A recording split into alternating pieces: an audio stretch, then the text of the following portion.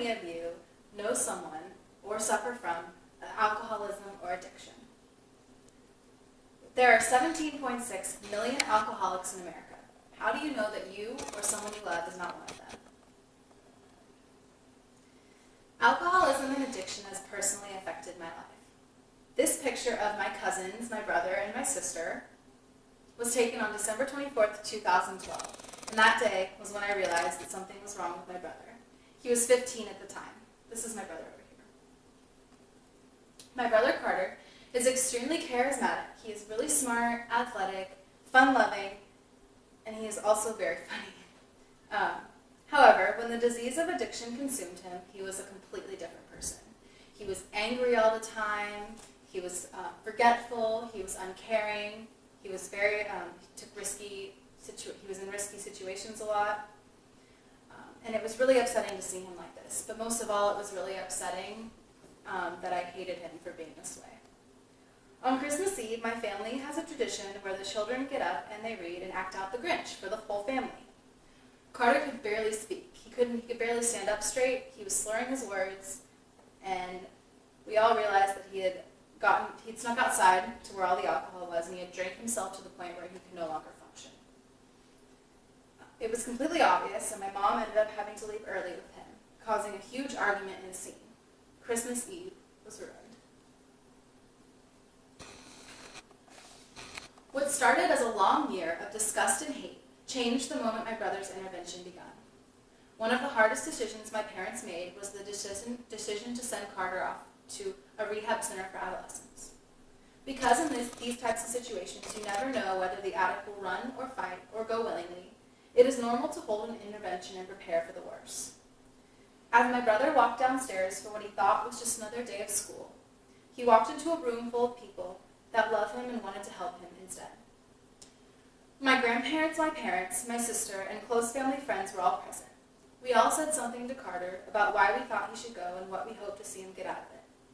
My brother did not fight, and he did not run, but he went willingly, and as he drove away, it was like a weight had been lifted. I was no longer angry. I was relieved, and I felt a deep sense of love for him because I knew that he was getting help. What if we, as a community, decide to treat addiction as a disease and get rid of our feelings of hatred and disgust towards addicts? What will happen then? I felt hatred and disgust more than once towards my brother, until I realized that he wasn't choosing to be this way. He just couldn't help it. There are many reasons why some become addicted and others do not. These factors include the biology, environment, and development. The genes that people are born with, in combination with environmental influences, account for about half of people's addiction vulnerability. Factors such as peer pressure, physical activity, sexual abuse, stress, and the quality of parenting can greatly influence the occurrence of drug abuse and addiction. Genetic and environmental factors interact with developmental stages in a person's life to affect addiction vulnerability. Adolescents may be especially prone to trying drugs of abuse because areas in their brains that govern decision-making, judgment, and self-control are still developing. With this being said, essentially anyone is prone to addiction, but it is those that abuse drugs and don't understand the disease of addiction that have serious consequences. Drugs interrupt our thoughts and emotions and reduce the brain's ability to perform basic life functions. Research shows that drugs work in the brain by interfering with the way nerve cells send, receive, and process information. Different drugs work in their own unique ways, but they are all equally destructive. Drugs activate the brain's reward system, producing a euphoric effect. Drugs are more powerful than natural rewards because they can release 2 to 10 times the amount of dopamine, and the effects last much longer. And because our brains are hardwired to remember and repeat activities that trigger this reward system, first use is often not the last. Impulsive, reckless, thrill-seeking, moody, irrational, and risky. These are all words that are often used to describe the typical teen. That is because their young brains are essentially works in progress, undergoing massive dramatic changes from the ages of 13 to 25. This state of growth essentially makes adolescents more prone to drug use and abuse, and it puts them at greater risk of addiction than the general population. So let's summarize what is happening to your brain when you become an addict. Drugs contain chemicals that affect the brain's communication system and disrupt the way nerve cells send, receive, and process information. There are at least two ways that drugs cause this disruption. One is by imitating the brain's natural chemical messengers, and two is by overstimulating the reward circuit of the brain. Brain imaging studies of drug-addicted individuals show changes in areas of the brain that are critical to judgment, decision-making, learning, and memory, and behavior control, as you can see in this picture. These changes can drive an abuser to seek out and take drugs compulsively despite devastating consequences. That is the nature of addiction.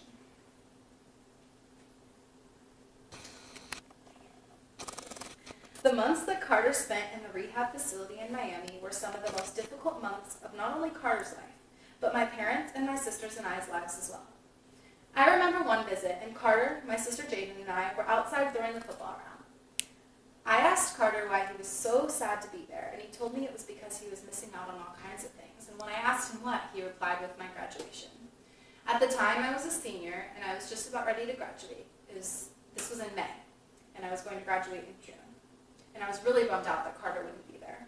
However, a month later, when June rolled around,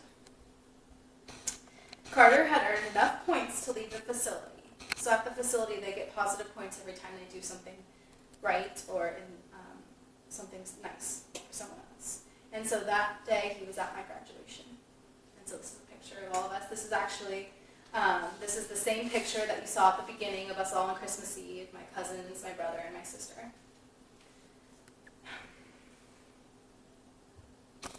One of the nice things about this facility, this is the Visions Institute where Carter was at rehab, was that every other week the family was allowed to come visit on Sunday, so we got to see Carter a lot. So one of the reasons why my parents chose this institute was for the family aspect. A lot of rehab centers don't allow family to come visit their, whoever's in rehab or friends can't come visit either, and so luckily we were allowed to visit every other week.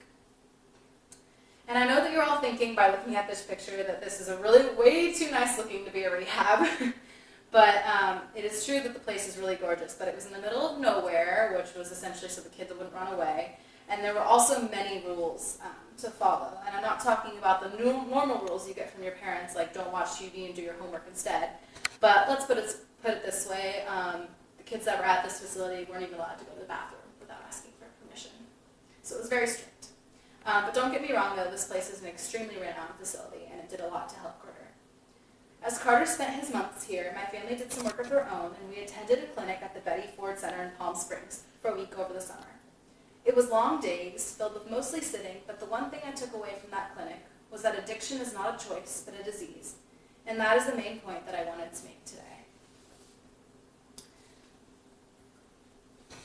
The ways in which we can support addiction as a disease are through prevention programs involving families, schools, communities, and the media. Although many events and cultural factors affect drug abuse, when youths perceive drug abuse as harmful, they reduce their drug taking. Thus, education and outreach are key in helping youth and the general public understand the risks of drug abuse. Teachers, parents, and medical and public health professionals must keep sending the message that drug addiction can be prevented if one never abuses drugs. So, Shadowproof is a national organization committed to protecting our children from addiction to alcohol or other drugs and ending the stigma and suffering of those affected by this disease. So Shadowproof's ultimate goal is to end addiction. They believe that together we can help parents prevent their children from developing an addiction to alcohol and other drugs and ensure that those with this disease gain access to effective treatments and long-term recovery programs. They also believe that together we can reduce the stigma and secrecy associated with addiction, which will help remove the shame felt by those struggling with the disease and their families. People who accept the Shadowproof Challenge rappel down a building to end the stigma of addiction and to also put them in a risky situation. To end, I would like to tell you that my brother is doing extremely well today. He is 18 years old and he will be heading off to college next year. This is a picture of my whole family at Carter's welcome home party after he got back from Visions. I am not sure if he realizes it yet, but the months he spent in Visions have changed his life for the better. And lucky for my sister and I, we now have our fun-loving, charismatic brother back.